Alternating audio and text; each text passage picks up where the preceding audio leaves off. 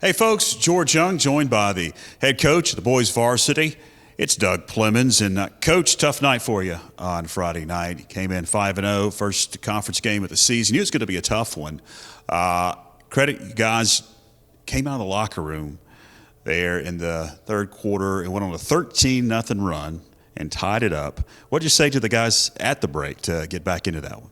Well, mainly we just talked about, the fact that we were it's like we were in a hurry, and we were not being patient on offense. The ball was not moving very much. We weren't, we're driving, but we were driving to create shots for ourselves, and lots of times that doesn't work for us when we drive to try to draw another person's player off of them and then make another pass, creating open shots. Then that seems to work best for us as far as our shooters, and we just weren't doing that. I credit East Henderson.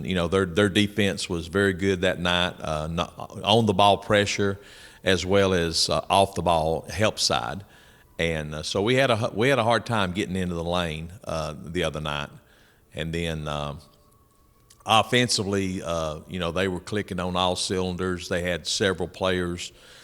Seemed like it was, we would get one of them shut down, and then somebody else would catch fire. So. Again, we knew it was going to be a tough game. I wish we had played better in a big game atmosphere, but it's if you haven't been in those situations, it's hard to. You don't really have anything to draw from, and up to this point, we hadn't been in those type games. And even if we had been, that experience for, say, a kid that was coming to varsity off of a JV team, or in Williams' case, a kid coming to varsity off a middle school team. Really, Max is the only one that had those type game experiences to draw from, and not to make excuses, but that's just the way it is. East Henderson, we talked about it last week, caught fire at the end of the season last year and won the conference tournament and really was playing well when the season ended. And it seems that they've just carried that over. Well, tonight, Coach, you jump back into conference play. First conference game for Tuscola. It's the second conference game for you guys.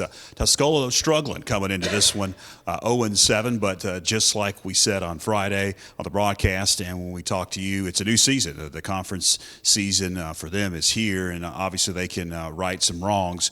What have you seen out of Tuscola, and what do you expect out of tonight's game? Well, the thing I've seen is that they play extremely hard. So the coach obviously has got them playing with great effort. Skill-wise, they seem to struggle at times on offense, but at the same time, if you're getting the effort from your kids, lots of times that's going to carry you a little farther than you would think. New coach, first year with this coach, and so that's always a learning experience. The thing I'm trying to express to our guys is we've put back-to-back seasons together where we've been either at the top or near the top of the conference for a long time, and these other teams, they don't forget that. And so we're going to get the other team's best effort every single night. Doesn't matter what their record is. It really doesn't matter. They remember how that we've been able to beat them the last couple of years, and at times it's been a lopsided victory, and so they feel like this is their chance to kind of get back at what's been going on. So I hope that my guys are hearing me, and that they know that we can't just show up and go through the motions against anybody, and especially if they're going to give us their best effort, we've got to match that. You guys are going to be in action. You go 7 in a row on the road after tonight's contest with Tuscola beginning on Friday night, not too far, at Western Carolina University in the, I believe it's called the Catamount Clash. Clash of the Conferences. Clash of the Conferences. A lot of C's in there. Yeah. And you take on AC Reynolds. Talk about that game, and then we'll talk about the Christmas tournament, after Christmas tournament in Towns County. Exciting game coming up Friday. We will play, our game will begin at 8:30. Will be the last game of the night, playing AC Reynolds, big school out of Asheville. AC's record does not indicate what type team they are.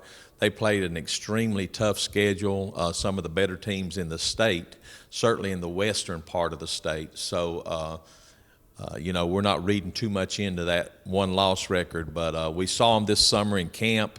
We know that they're a complete basketball team. They've got some size, and so we'll definitely have to be ready. It's an exciting game. We get to go over to Western and play in the Ramsey Center, and so the boys, I think, and the community is excited to kind of get that experience of doing something like that. Excuse me. As far as the Christmas tournament goes, it's after Christmas. This year it's at Towns County High School in Hiawassee, Georgia. Same tournament we played in last year, different opponents.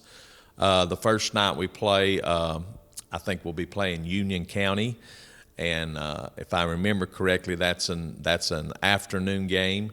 So we're looking forward to that. It was a good tournament for us last year. We dropped the first game last year and then won the next two, and so we're going to try to be a little more prepared to play that first game coming out of the Christmas break. Hopefully we won't be sleepwalking like we were last year. But Union's got a very good team. I've got film on them, and they've got a couple of guards that can really play. So we'll have to really be ready to play against them.